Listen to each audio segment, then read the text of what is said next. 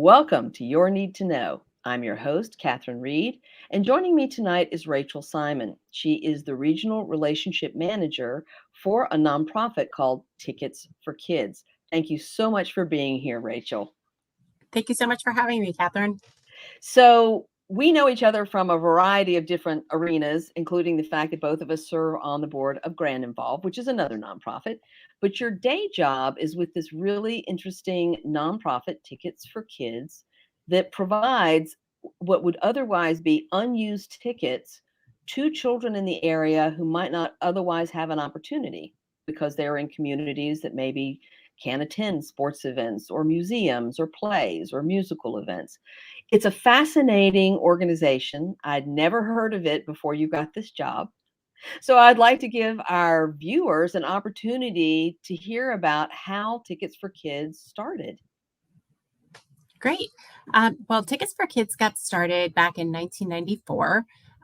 We were founded back in Pittsburgh when our founder showed up at an event and looked around and saw there were some empty seats and wondered why we couldn't fill those seats with children and families who otherwise would not be able to access these types of events due to lack of resources. So she started Tickets for Kids. It was a very grassroots sort of beginning, just going around and asking if people be willing to donate their seats if they weren't going to be using them. And it's grown now into we're a national public charity. We serve communities from coast to coast, and we provide children, at-risk and low-income children, with opportunities to attend ball games and theater and music and recreational activities that would otherwise be out of reach for them due to the cost. And so we can talk a little bit more about how we match up children to the opportunities. And I'm just really excited to be here today. Well, so this is the thing that kind of blew my mind. The statistics that in 2021, you distributed over 60,000 tickets in 25 states. That would be awesome for any organization. But when you think about nonprofits, and both of us have experience in the nonprofit world, you think, what kind of staff, what kind of operation do you have to coordinate the people who have the tickets to the people? I mean, you're talking about different groups, small groups of children to get the tickets. And so, what does it take to coordinate an effort on that level? Great question. So our model really is designed around building relationships on two fronts. One front is where the tickets get distributed to the children. And we do this through relationships that we build with nonprofit and government entities and Title I schools who serve these children and their families. They become members of our network. And we advertise opportunities in different communities across the country through our network partners. And they coordinate the families and the children and the groups that go out on these experiences. So we really, really heavily rely on the relationships that we are able to build in the communities where we operate with these agency partners. So on the other side, I'm thinking about all the nonprofits I know in the area, and they are numerous, and being able to work with them because they are constantly interacting with their client base or with children or with families with children. But on the ticket producing side, how does someone know how many empty seats they have? When do they know they're going to have empty seats? And what is the timeliness involved in getting tickets that have been determined to be unused and coordinating to get them into the hands of these children and their families ahead of the performance or the game? Right, exactly. So the logistics of it. Yes. And I will say, I recently came on board this past spring, and I think in the world that we live in right now, everything is electronic. So things are much easier than they were 30 years ago when you had paper tickets that needed to be distributed to groups. So my experience has been varied. I get this question quite a bit, like how much advance notice for planning purposes, when will we find out? The bottom line is when we're working with institutional ticket owners, we try and say yes as much as we can. So if somebody comes to us and says, we have these tickets, we will advertise it, and we will try and place as many of those tickets as we can. Of course, the more time we have, the better. So some groups, I'll use the Washington Spirit, the women's soccer team. They came to us and said, we would like to give you 50 tickets to every home game at Audi Field for the rest of the season. So for those games, we know from now through October how many tickets we have, the dates, and all of those opportunities are out there. Other times we might get a call. Wolf Trap contacted me, a week ahead of the show and said, we've got 100 tickets for Toy Story with the NSO. Would you like to take them? Of course, we'll see how many of our families and groups would like to go out. So it just depends is the answer. I wish I had a better answer there, but we always do have a couple of days. We try and communicate with our network partners using constant contact. So we'll blast out an email saying we have these tickets available. And then the method of actually getting the tickets to the partners, we work with an online portal that we host where when we get an opportunity, the information goes onto the portal. We communicate the opportunity to our network partners, and they have an opportunity to go on and make a ticket request. I also get asked a lot, is it first come, first serve? If I'm sitting at my desk all day waiting, do I get the tickets right away? And we really try and be quite equitable when we make the ticket assignments. We understand that many of the groups that we work with are doing very time-consuming on-the-ground work with children and families, and they're not always sitting by their computer. So as long as we have enough lead time with the ticket opportunity, we try and let it sit for a couple of days and make sure that everybody has an opportunity to put a request in. Well, and I can understand wanting to be equitable, definitely. One of the questions I have is, so you've got these layers, the ticket provider, you're coordinating it. You're right about things. And, I should know that because, Broadway tickets now, it just goes to your phone, right? You just show the person at the box office or whatever your phone and they scan your QR code. So yeah, that does make it easier. And yet transportation is one of the things that is uppermost in my mind because many families and a lot of children who don't have these opportunities are challenged by transportation issues, which is why many children don't take advantage of community programs or after school programs or other things. Is it's just a lot of families have trouble with transportation getting to opportunities. So has that been a hurdle or are you all involved in that or how does that work? Yeah, transportation is absolutely a hurdle in so many different ways, especially for agency partners that are further out in the suburbs. Getting into the city can be challenging. We try and provide, when we do have an opportunity, we try and provide all of the information as to how you can get there. So, for example, I gave the Wolf Trap show. They now run a shuttle from the McLean Metro. So if we have a family in DC that can get out on Metro, they could then take the shuttle bus over to the venue. But absolutely, transportation is a challenge. Sometimes our agency partners will help families with a little subsidy, or they might arrange group transportation if they're bringing a group to an event. So, but yeah, transportation is a challenge. We are not really set up to, those are not resources that we have available to us. But there are the communities and the agency partners that we work with want to try and get these opportunities to their families. So they get creative and figure out. I bet they do. And the interesting thing about your background, Rachel, the many things that you've done is that at one point you worked for NV Rides. So it's, understanding how you move people around who have trouble getting around is just this thing that you have experience with. And now you're doing this other thing where transportation is part of taking advantage of the experience. And so, and in DC, just explain, is this program new to DC or how long has the program been in this area? Sure. So Tickets for Kids has had a presence in the DC metropolitan area for several years. One of the things that we have have established over the years are relationships with some national traveling productions. So if you think Disney on Ice and Sesame Street Live and Cirque du Soleil, these shows that go through different communities across the country. And so over the years, we've identified, Tickets for Kids has identified agency partners that we would reach out to when we had a show coming through the area. So we've been ticketing in DC for a while. However, during the pandemic in 2021, there was another organization, a local organization called Most Valuable Kids DC, and they had a very similar mission.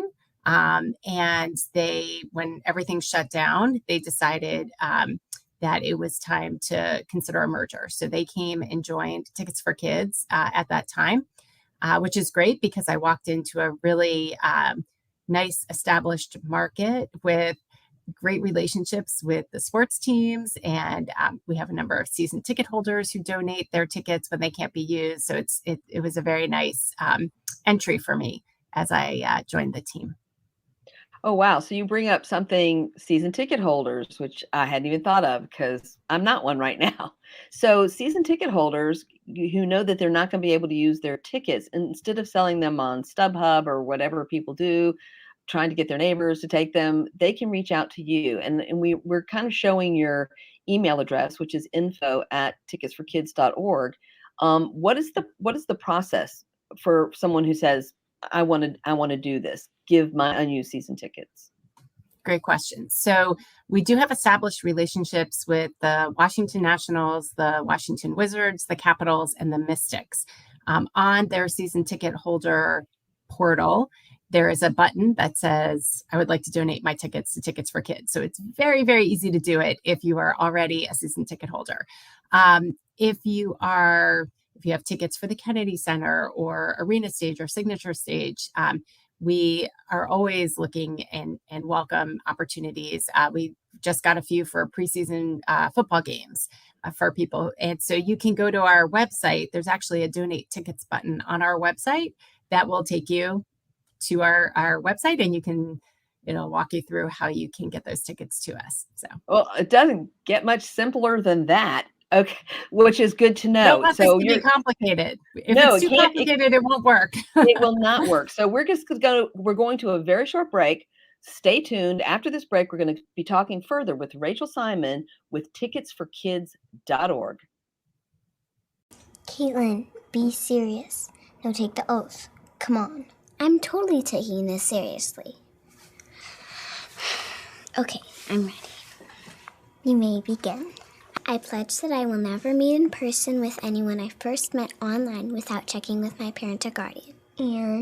And furthermore, if my parent or guardian agrees to the meeting, it will be in a public place and my parent or guardian must come along. Do you pinky swear? I do. When you teach your kids about internet safety, they'll pass it on. For more information, go to cableclicksmart.org. If you smoked, this new lung cancer screening could save your life. Visit SaveByTheScan.org. Today I'm going to talk to you about physics. Come on in, girls. Let's go. This is the first rocket to get humans to Mars. Really tall. I'm a rocket structural engineer, designing and building parts of the rocket. You are the generation that will be stepping foot on Mars. Do I have a group of astronauts on my hands? Yes. You can become a rocket scientist or whatever else you want to be. One day these rats were playing in the woods. Wanted some matches and that's no good. Listen to smoke before you give it a try. Only you. Don't play with matches. Don't play with fire. Cause there's nothing very funny about $3,000. Nothing very nice. Homeless mind. So if a gorgeous force is what you desire, don't play with matches. Don't play with fire. Only you can prevent wildfires. Fire.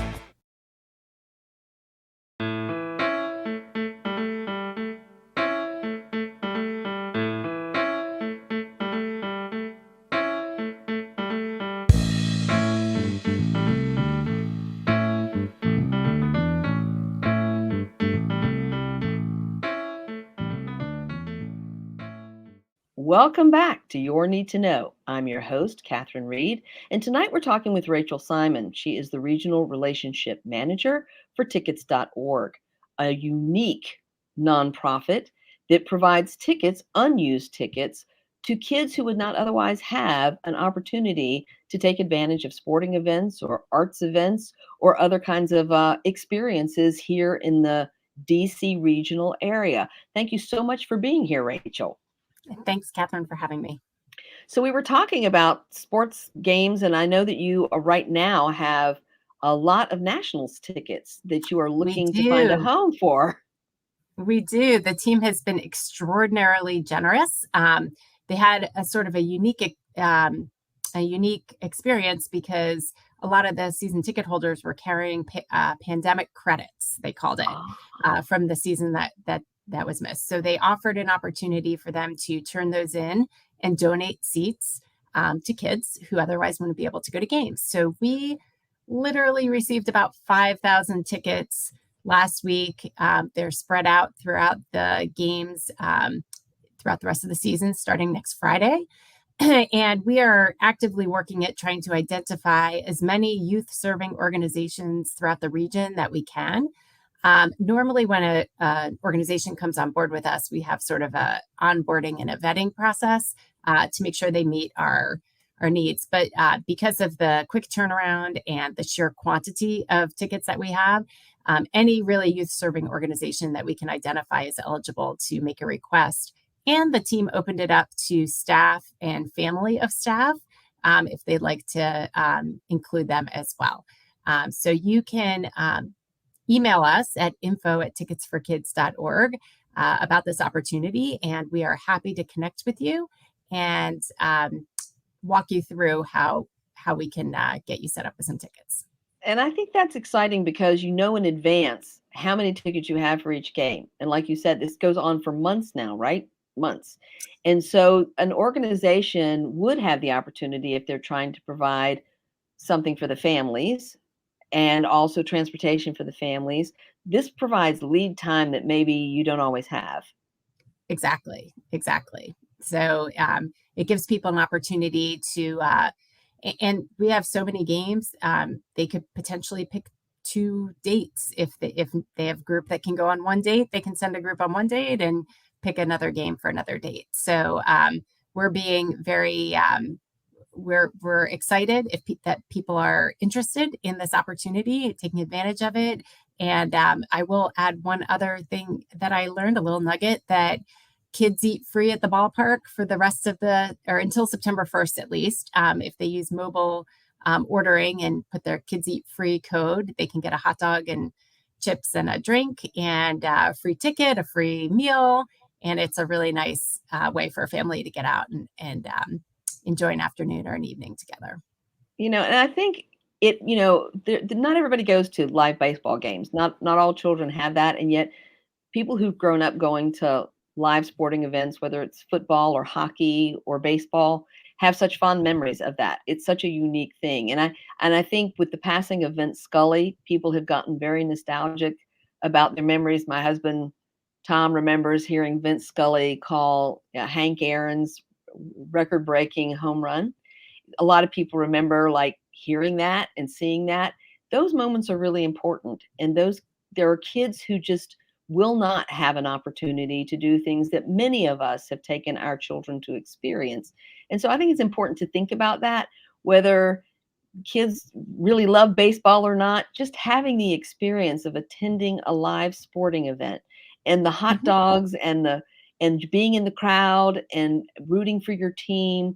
Many of us take that for granted, and we shouldn't, and because go ahead. I was going to say one part of my job, when an organization comes on board with us, we have no fees for an organization to be part of our network. We don't want there to be any barriers to entry. The only thing we ask is that after they use the tickets, they provide us with a report. We call it our post-event report. And this allows us to gather and capture some demographic information, such as the general age of the kids, and was this a first-time experience that they've gone to a ball game or the theater? But we also give an opportunity for them to write a little testimonial. And not a huge thing, 2, 3, 4 sentences, just something that they can share with us about what this experience meant to this child or this family that went out. And one of my favorite parts of my job is getting to read all of these reports, because I do read every single one that comes back in. And I'll add that one of the reasons institutional ticket donors really enjoy working with us is because we are able to provide them with that feedback. A lot of times donations are made and tickets are given out, but they never know what the impact of those donations are. And we can close that loop for the ticket donors by giving them the data and the stories. And if we're lucky, they'll also send us a picture, which is my favorite thing to do. So you can check out our Instagram page and our Facebook page, because we have lots and lots of great testimonials and pictures and stories of the experiences that we've been able to give to kids throughout the country. And that's what kids remember are those experiences. When you're very young, it seems, especially the older we get, the more we remember those really early childhood things, because they make such an impression when you're young, the things that you do for the first time. So let me ask you this. So what about things that are unexpected, as far as some of the you started out with tickets and then something else happened, surely you've got stories to tell. Absolutely. So one of the great things about my job is being the regional relationship manager is that I get to know the institutional ticket donors, the agency partners. I get to visit their facilities. I learned about the programs that they have going on. So a couple of months ago, I got a call from Creative Cauldron, which is a small theater in Falls Church.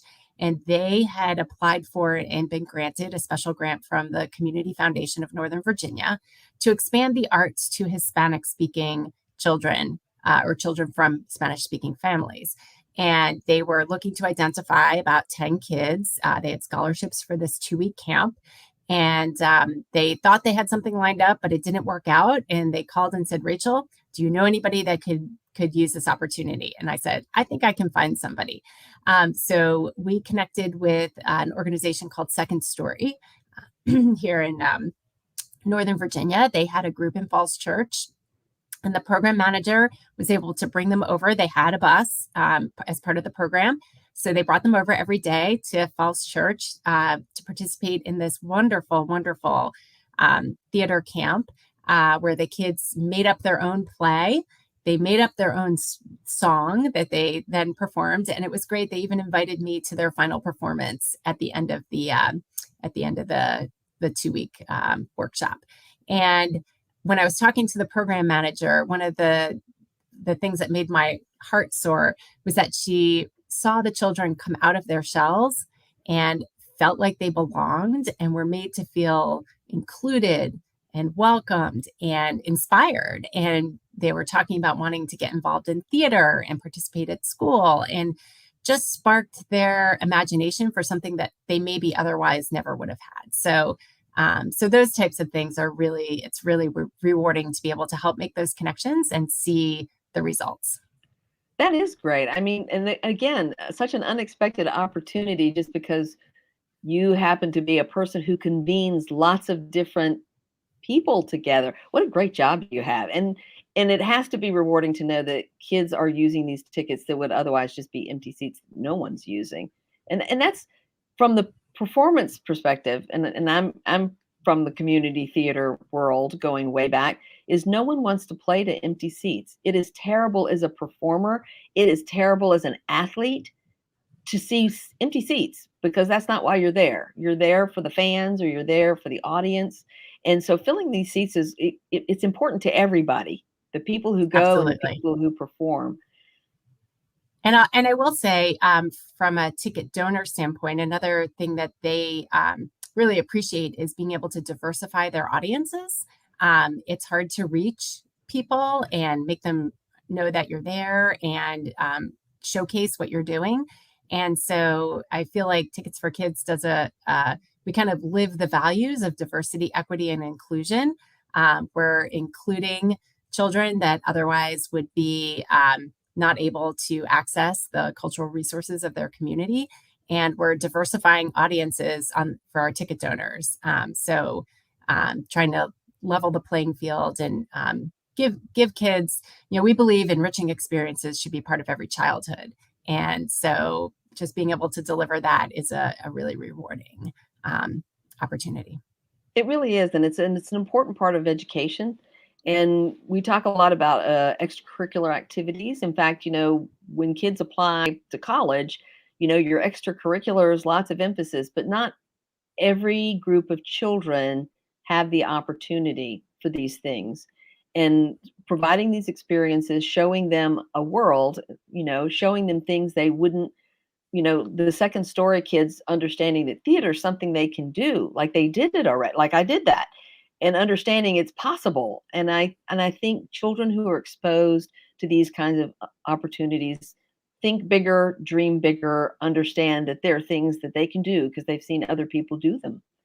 And Absolutely. again, tickets.org, I just think it's such a unique organization. And I'm looking forward to people who see this show thinking deeply about people that can use the tickets, thinking about organizations they're a part of that can provide the tickets, or thinking about their own season tickets and whether or not they're prepared or understand how to donate them. I really want people to be motivated to be part of what you're doing. Thank you, Catherine. It's been great to be with you today and share our story, and just really excited for the future. I think we've got a lot of opportunity here in the metropolitan area, and I'm excited to tap into it and spread the word about what we're doing. So we've got a minute left, but in that minute, Okay. talk a little bit about your holiday programs. Meadowlark Gardens, the holiday lights, Halloween. Do you have tickets for those things coming up? So we are looking for tickets. I just started up a relationship with Meadowlark Gardens, and they're donating day passes to the Botanic Gardens, which is a beautiful, wonderful resource right here in Vienna, Virginia, that a lot of people don't even know about. And I'm excited to see what we can do over the holidays. There's a lot of great things, from holiday light displays that are ticketed to nutcracker performances and ice skating and just all sorts of things that cost money, that are expensive, that would be out of reach for a lot of the families and the children that we serve. So I'm excited. It's hard to believe that it's August and I'm thinking about the winter, but you kind of have to do that when when you're planning ahead. So Well, and I hope that motivates everybody who's watching. Thank you so much for being here, Rachel. And for those thank of you you for at having me. home, this is what you need to know.